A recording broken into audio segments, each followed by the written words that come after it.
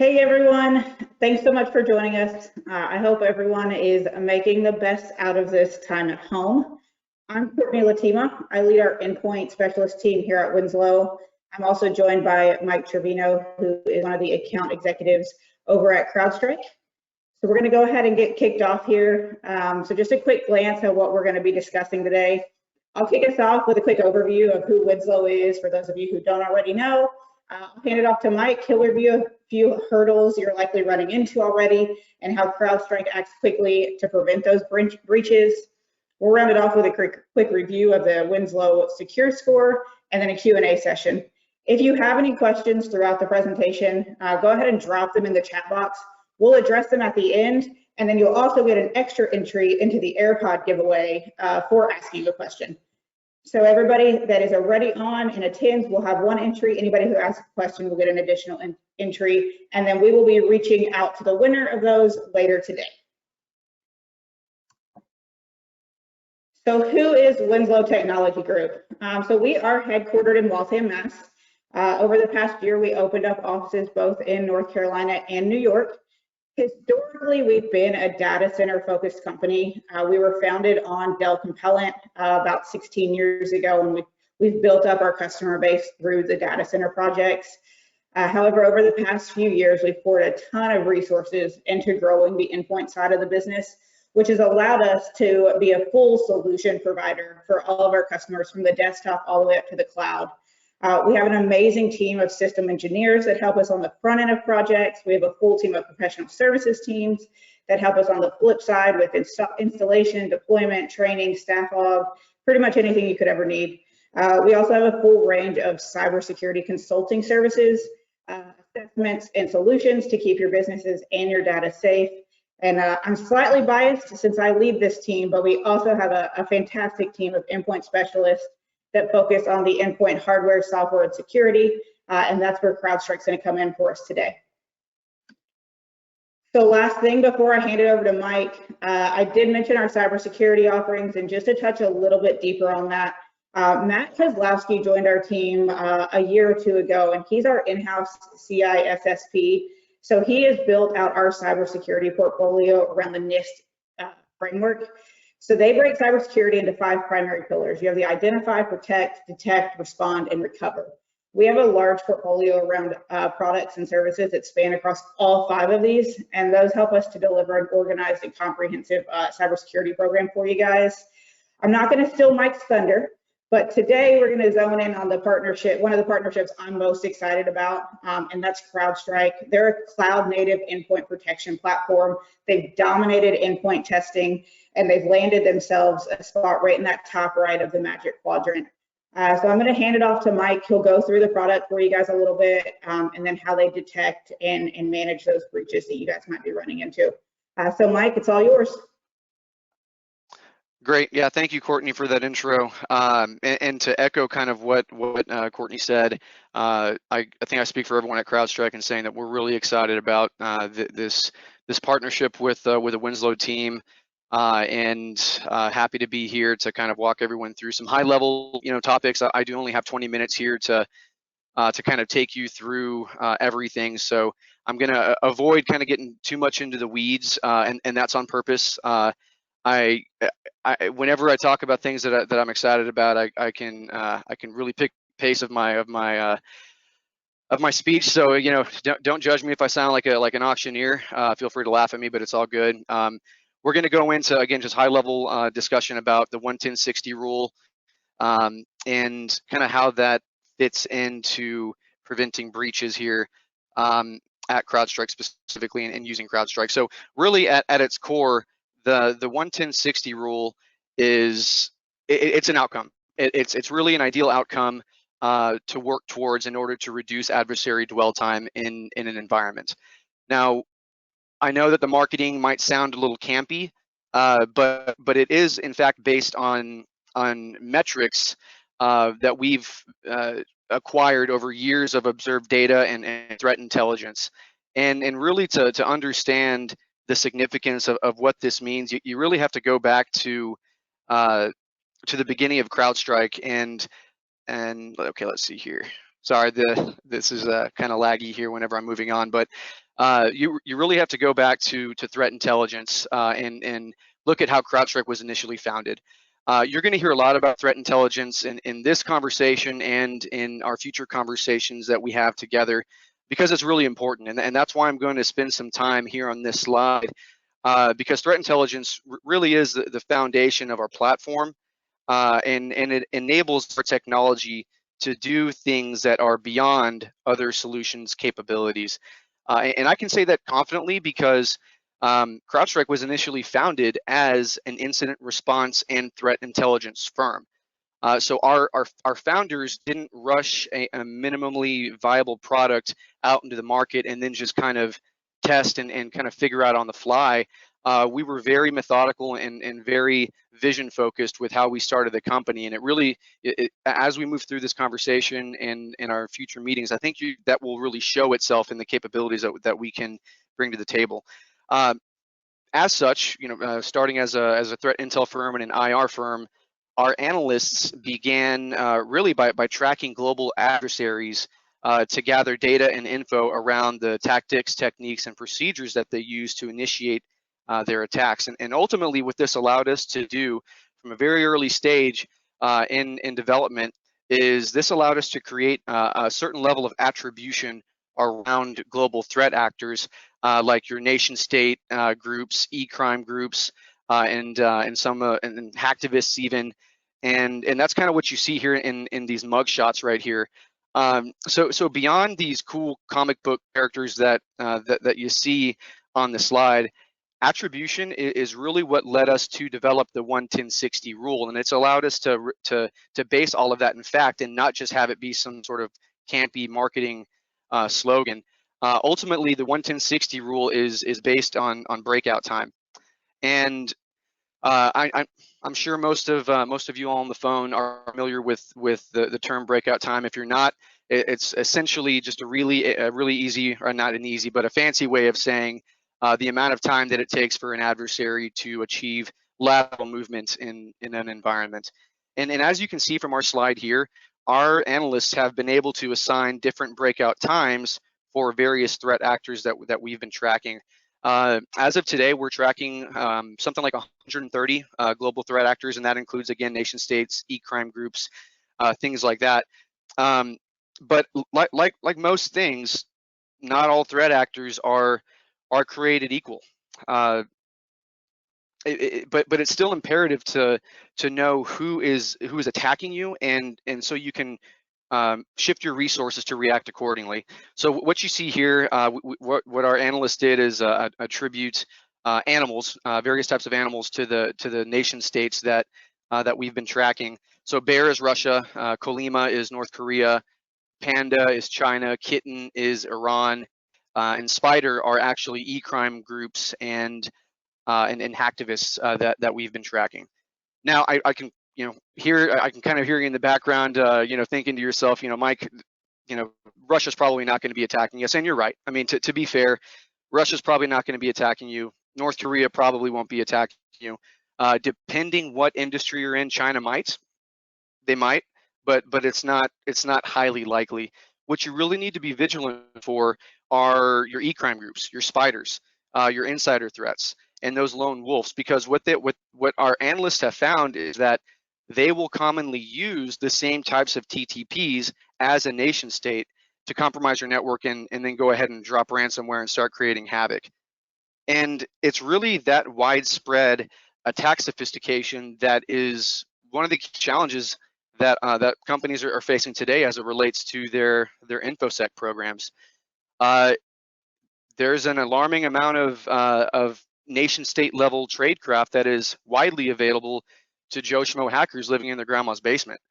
And that's not to instigate fear or throw FUD or anything like that. It's all based in fact, it's based on what our threat analysts have been gathering since 2011. And as the attack vector increases with this increase in attack sophistication, so too does solution complexity. Typically, when you have new problems arise, well, you have to have more and new tools in your environment to prevent those problems. And ultimately, what that leads to agent bloat. which I'm sure some of you have been experiencing as of late. But that agent bloat, it's more than just requiring more time to manage and to kind of keep all together. It also requires more resources from your compute stack to be able to run it as well. And ultimately what that does is just degrade machine performance. And when that happens, and when I say machine performance, I mean desktops, laptops, servers, VMs, whatever type of workloads you're running, even in the cloud. When that happens, you really put employee productivity at risk along with business continuity. So while solution complexity may seem benign, it actually can have a pretty negative effect on the business. And everything that I've talked about so far is only exacerbated by the shortage of InfoSec professionals in the market. I mean, you all know that better than I do. It's incredibly difficult to find, train, and retain InfoSec folks in the current market. I don't want to harp too much on that, but all of this is hard enough to manage when you have a team. But when you have trouble staffing your team and finding them and training them and keeping them, that just makes it just again exacerbates everything. So I'm spending a little bit of time kind of obviously framing kind of what Crowdstrike solves and kind of the reality of today. I'm not even going to talk about how the recent events of the past few weeks have changed things. I mean that's pretty obvious, I think, all the way around.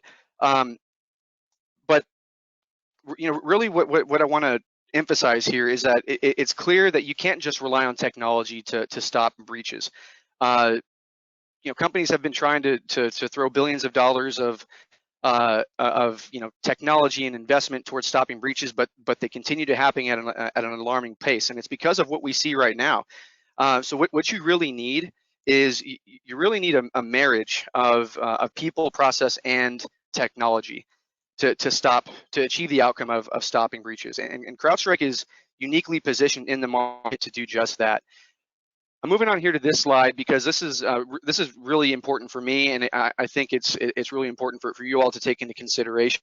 This is what I call our pillars slide, and it really represents the 4 pillars of our business. We've already talked about threat intelligence, so I'm not going to get too much into that.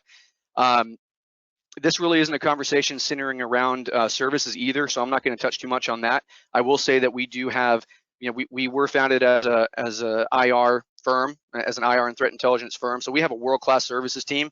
If not to step on Winslow's toes or by any means, but all the threat intelligence that we've gathered, it filters onto our services team, and they use kind of that same info to be able to do their job. What I really want to focus on here are the pillars of endpoint protection and human capital. We're going to get into endpoint protection here in a little bit, but I want to focus on human capital because if you recall back from the threat intelligence slide, it's clear that humans are the ones that are really behind the sophisticated attacks in this day of age. So it's not simply about just stopping malware.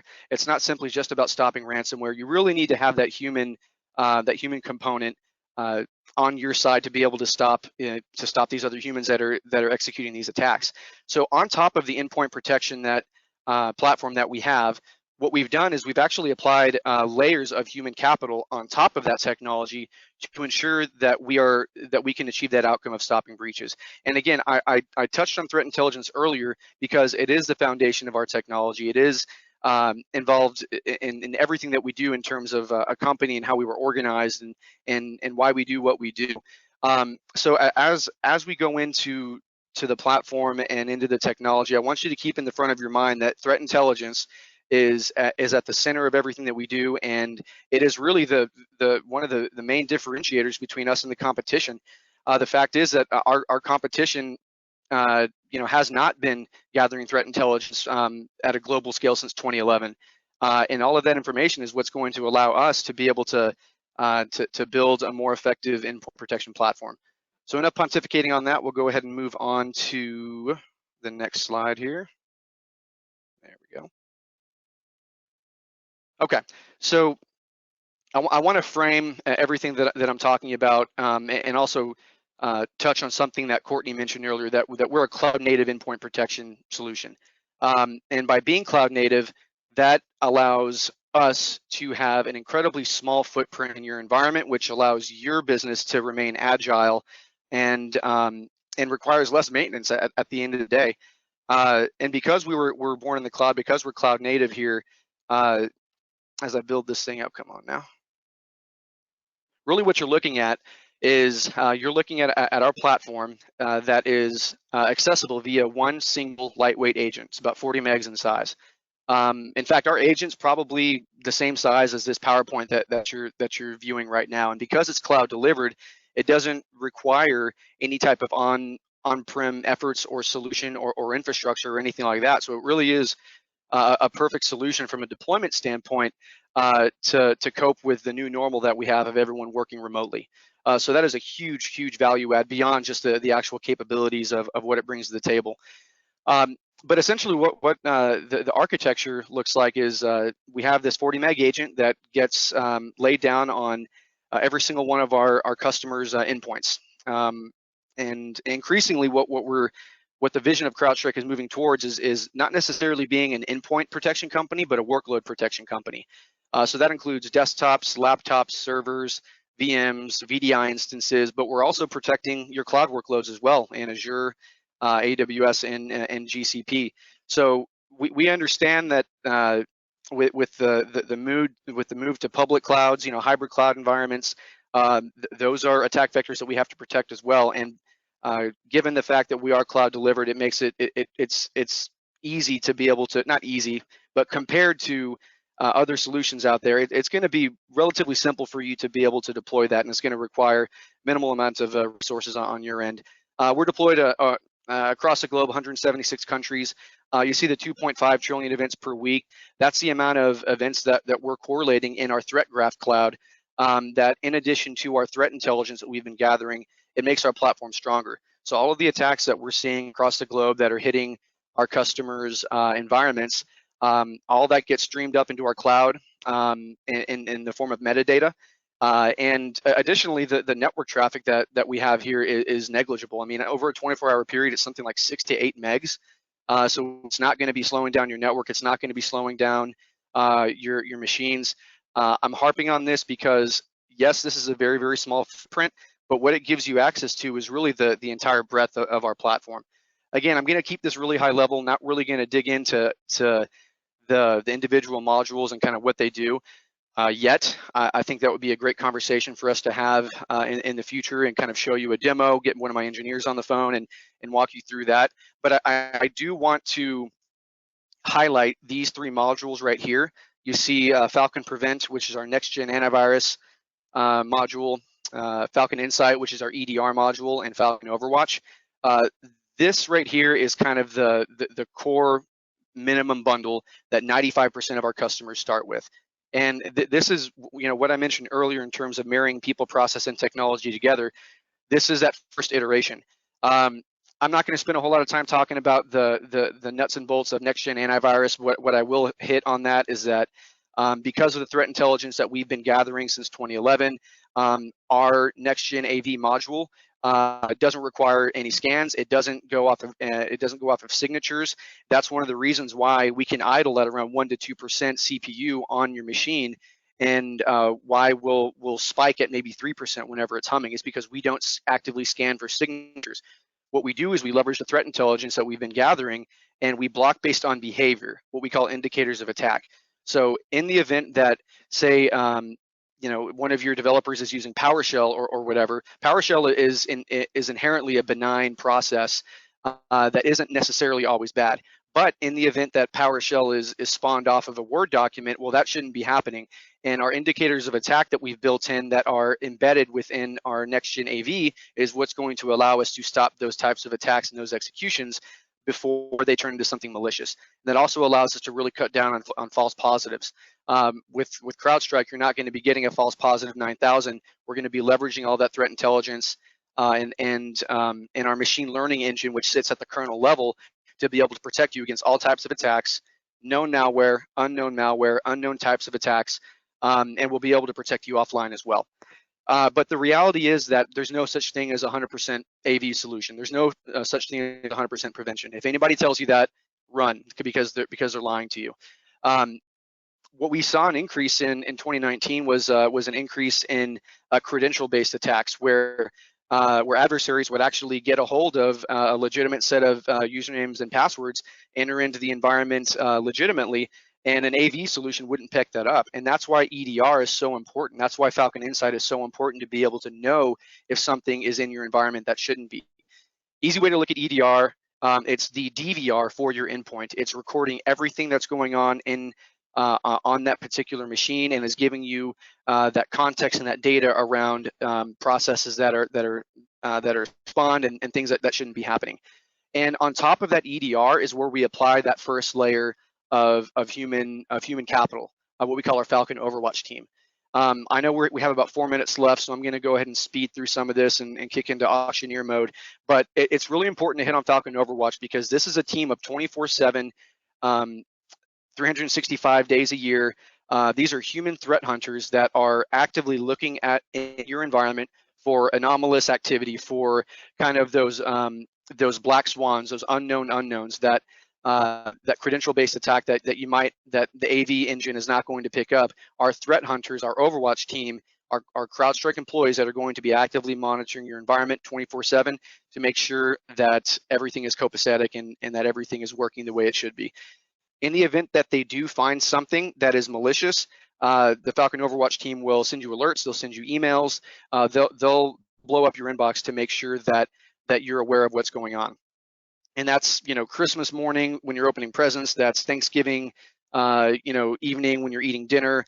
4th of July or 5th of July at 2 a.m.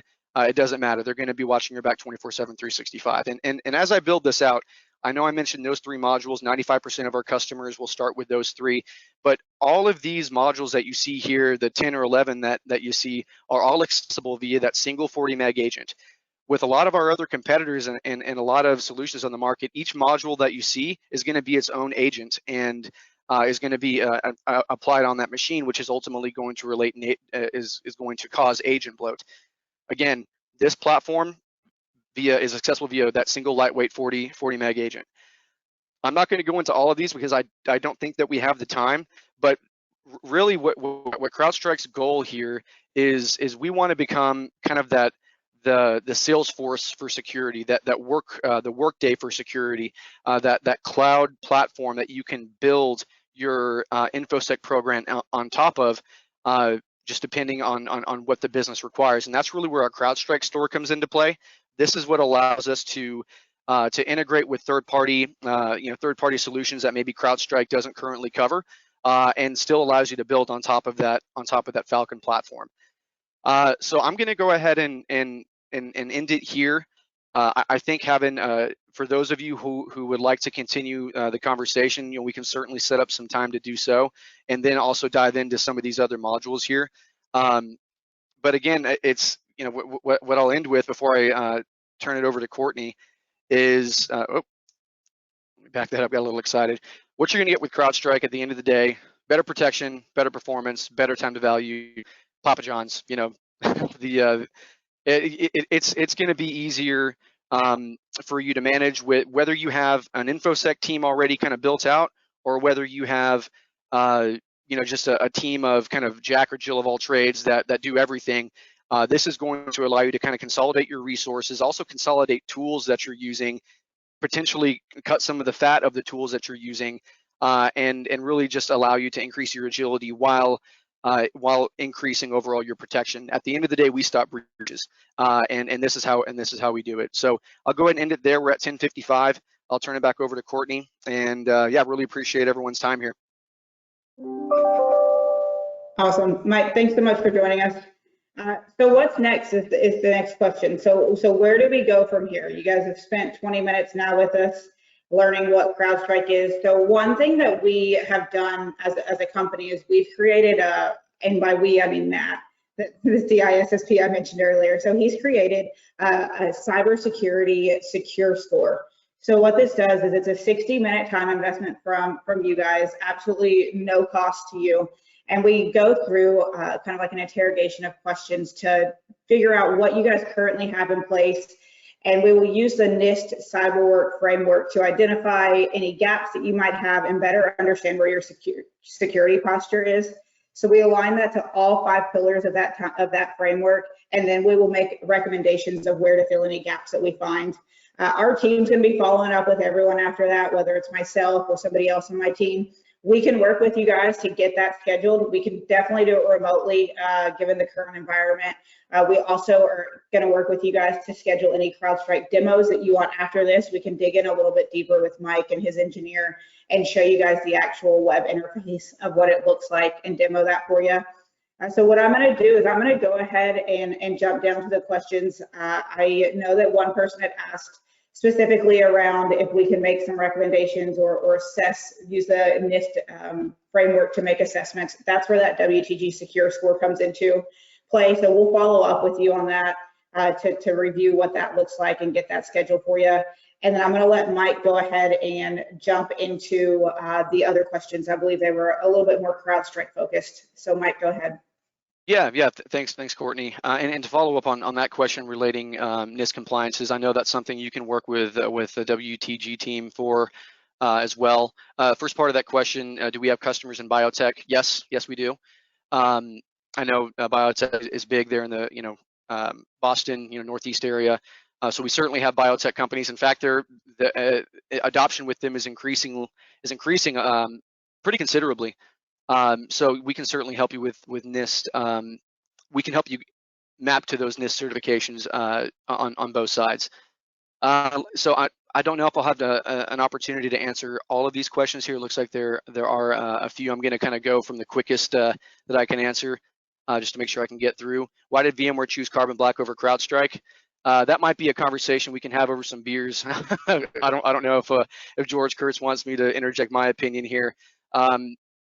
What I will say is I think VMware got a pretty good deal on Carbon Black. If you look at where their stock was at the time of acquisition, I think it was probably a better deal for VMware to look at them. That's just my opinion, though. Again, let's have some beers over that to talk about that. What's next here? Are we FedRAMP compliant certified? Yes, we are. Scott, thank you for that question. We have, what I didn't get into here is we actually have what we call a GovCloud instance for the CrowdStrike platform, which is FedRAMP certified, ITAR certified, all of that. So that is certainly something that we can meet. Let's see here. So here's a question from Mohammed.